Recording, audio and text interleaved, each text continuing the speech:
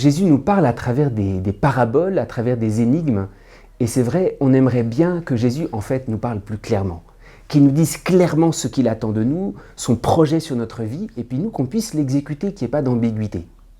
Mais justement, Jésus ne veut pas entretenir un tel rapport avec nous. Il ne veut pas qu'on soit passif et que lui nous révèle sa parole de l'extérieur. Jésus veut faire de nous des chercheurs. Et c'est justement là le rôle des paraboles.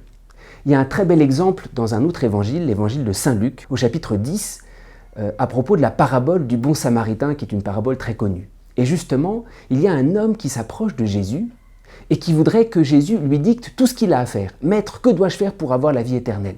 Et Jésus lui dit « Je ne vais pas te répondre.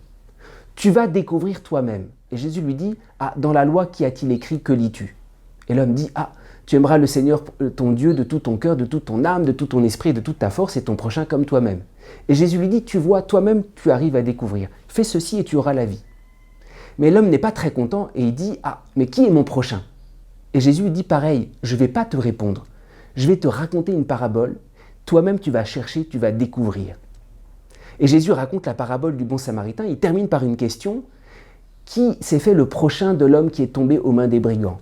L'homme répond et Jésus lui dit, mais très bien, tu arrives à trouver toi-même. Fais ceci et tu auras la vie. Les paraboles, c'est justement que Jésus ne veut pas nous parler à travers des visions toutes faites. Il veut faire de nous des chercheurs.